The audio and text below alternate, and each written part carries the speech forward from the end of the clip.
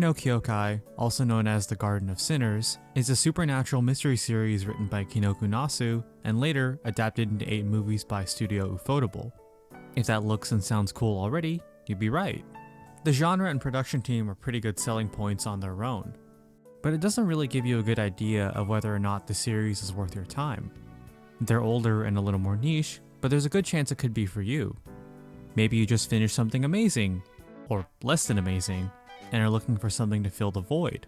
Maybe you're already a fan of either Ufotable or Type Moon, or maybe you're just a fan of dark, non-linear mysteries. The cool thing about these movies is that they're very welcoming to non-anime fans. You're not going to find many high school shenanigans or laser beams here. If there's anything here that sounds interesting, it's worth checking out, anime fan or not. And full disclosure, I love these movies. They were my first entry into the wider Type Moon Nasuverse. And years later, it's still one of my favorite anime series. That said, I'm not blind to its problems. While these movies are really good, they definitely are not for everyone. And if I did my job right, by the end, you'll have a better idea of whether or not these movies are for you. I should also mention this is going to be spoiler free. I plan on doing a full breakdown eventually, but this is a mystery series. I'm not going to ruin any major plot points before you even watch it. So, without further ado, let's check out why you should watch The Garden of Sinners.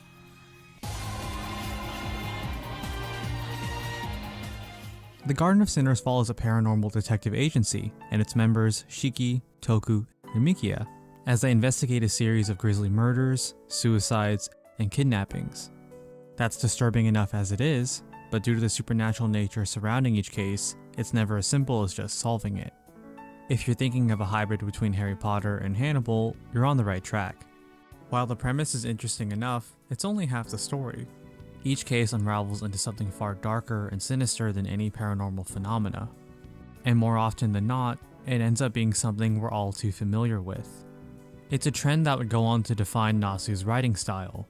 Like many of his later works, The Garden of Sinners takes ideas like magic and supernatural phenomena and uses them to explore something about the human condition. Loneliness, trauma, and worthlessness are among the core ideas explored in these movies. Beneath the ghosts and the zombies, there's always something deeply human at the center. And between the supernatural cases, the other films focus more on slice-of-life moments with the characters. While it's more mundane, it's essential for building the characters and adding to the greater story across the films. Supernatural mysteries and slice of life isn't anything new. Chances are you had something similar in mind. Look at this wonderful talisman! But what really sets The Garden of Sinners apart is how the story is told. The first few movies are non-linear.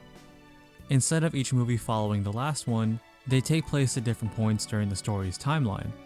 For example, the first movie takes place roughly in the middle of the story, while the second one takes place at the beginning, and so on.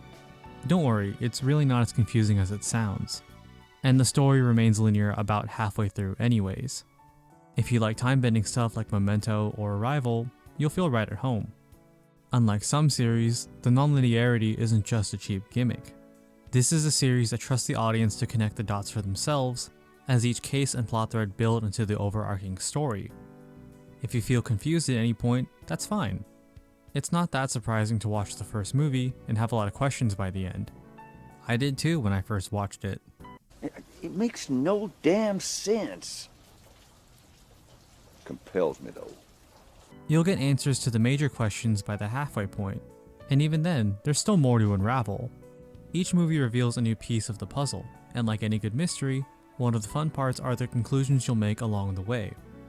There's some debate about the best way to watch the movies, but I firmly believe that the release order is the way to go for your first time. The numbers you see in the titles are there for a reason. It's the intended viewing experience. It's also the order you'll see on most streaming sites. The chronological order is enjoyable enough, but it's like watching Memento in chronological order. And if you haven't seen that version, don't. You really aren't missing much.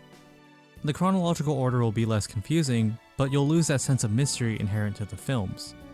I also think it makes for a much duller, more passive experience.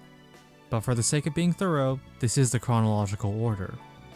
But again, I think you should only consider it if you feel genuinely overwhelmed and confused, but still want to experience the story. And I'll link both watch orders in the description. So, watch order shenanigans aside, I know I didn't talk much about the actual plot, or plots for that matter, since each movie is both standalone and part of a greater story. But there's only so much you can say without getting into specific, spoilery details. While the plot and themes are pretty engaging, you're gonna need a little more to carry a story. The characters are where Nasu truly shines as a writer. One of his greatest strengths is how he makes his characters feel like actual human beings. Well, as human as you can be in an urban fantasy series. And I'm not talking about giving them a tragic backstory and calling it a day. The characters in these films have their own quirks, preferences, and dislikes, among any basic personality traits they have. They talk with one another in a very natural way, based on what we know about them. And more than anything, they express how they feel.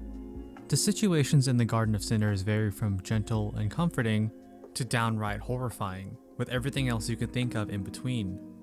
This world takes a toll on the characters, and you'll see and feel it throughout these movies.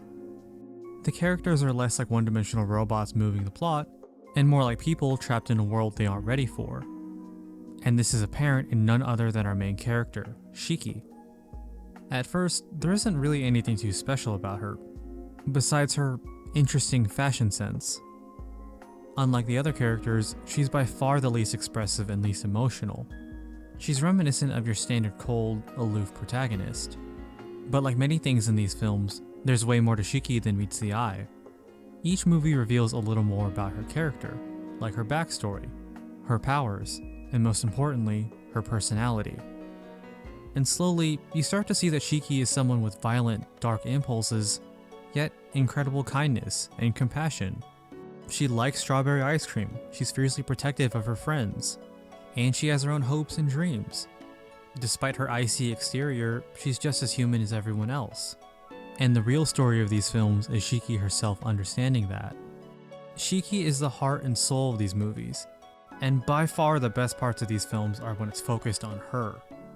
Whether she's being an awesome action heroine, or the quieter, subdued character moments.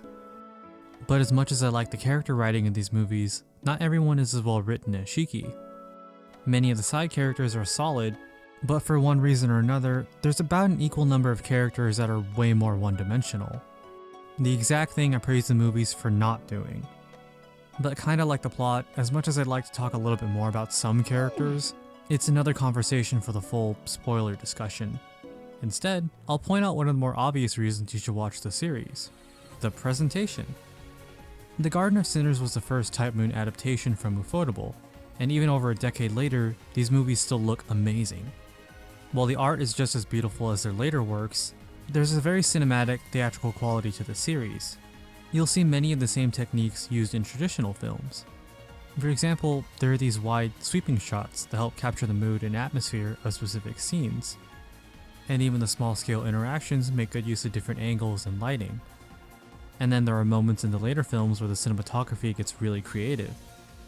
Each director takes advantage of the animated medium and utilizes it in ways that just aren't possible through conventional means. And as you might expect, these qualities apply to the action as well.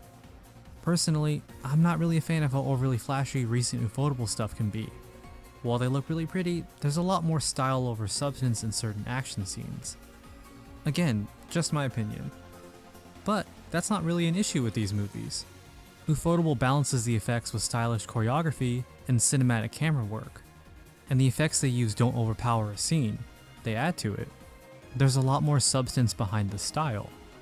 There's also a fair number of scenes that don't really use many effects. It's just simple, well choreographed action. And at the very least, I'm glad they were able to use the best of both worlds later. And as good as these movies still look, they sound just as amazing. The composer for these films is Yuki Kaijira, who might sound a little familiar to some people.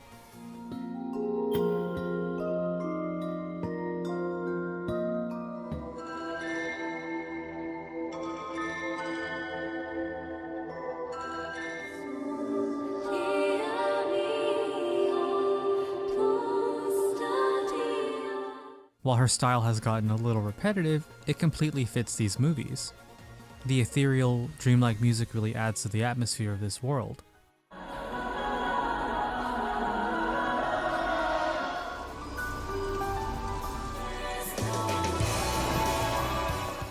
And Shiki's leitmotif is, well, see for yourself.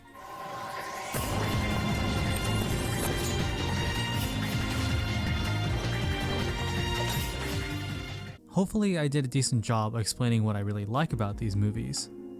And this is when it's only fair to point out what's more divisive about these films.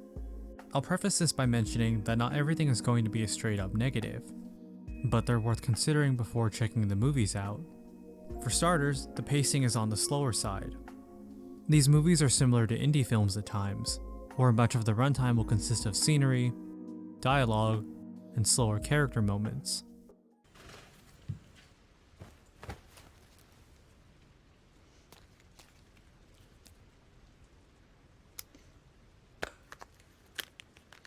They're the same picture. The action is exciting, but The Garden of Sinners is a character drama and mystery first. If you go into this expecting something like Demon Slayer, you're going to be let down. And I actually think the slower pace works really well. The films give you a lot of time to get a feel for the atmosphere through the visuals and the music, and the slowness makes the action scenes that much more impactful. But there have been times that I've tried to show these movies to friends, and they either play with their phone or fall asleep. So I know firsthand that your mileage on the pacing will vary. But the slower pace isn't the biggest issue with these movies. It's the dialogue, or specifically, how much there is.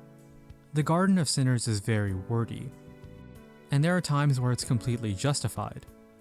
There's only so much you can show through visuals alone, and it helps to have certain plot points and concepts explained in a little more detail. The lore is a little excusable, if a little excessive, but it gets worse. At many points during the series, the characters will sit down and talk about really abstract ideas, like the weight of a human soul or what defines true emptiness. It's about as fun and engaging as you think it is. It never really adds to the story or characters, and it's usually really forced. The characters will be having a normal conversation, complete with fun, natural banter, and then Toku will ask, "So, what do you guys think about the duality of mankind?" 対極図白と黒の絡み合う半月が意味するのは 진짜 상징적이다. 진짜 센데요. Other characters do this too, but she's the most guilty of it. It's strange, because the films already have an emphasis on visual storytelling. The show over tell approach isn't really seen too often in anime, and this is one series that does it pretty well for the most part. I think the films would be just as good, if not vastly better, if some of the dialogue was either cut or reworked. The films are perfectly fine at exploring complex ideas, when they aren't so in your face. Thankfully, Nasu himself realized this. Just not in this series. And to his credit, he did write the novels in high school. It shows. 人間の闇はより深く It doesn't excuse the writing, but it does add a little bit of context. And the final thing I need to mention is that this series is dark. This is less of a flaw and more of a warning. I couldn't recommend the series in good faith without letting you know what you're in for. These movies deal with mature themes and sensitive topics. If you're uncomfortable with depictions of body horror, suicide, and sexual violence, these movies are not for you. And while the dark themes, slow burn pacing, and wordy dialogue aren't deal breakers on their own, together it can make for a really frustrating experience. There's a reason these movies don't have the same widespread appeal like other animated films. But if you're willing to look past all that, you'll find something special. There's genuine warmth and humanity that's worth experiencing for yourself. A dark, urban fantasy, non-linear mystery ticks a lot of boxes for a lot of people. And if you check these movies out and end up not liking them, that's fine. I'm happy knowing these movies got just a little more recognition. The Garden of Sinners isn't the masterpiece I used to think it was, but they were the movies that led me to one. And by the end, I hope you become a fan like I did. The Nasuverse is an insane world, complete with convoluted lore and memorable characters. And it started here, with The Garden of Sinners.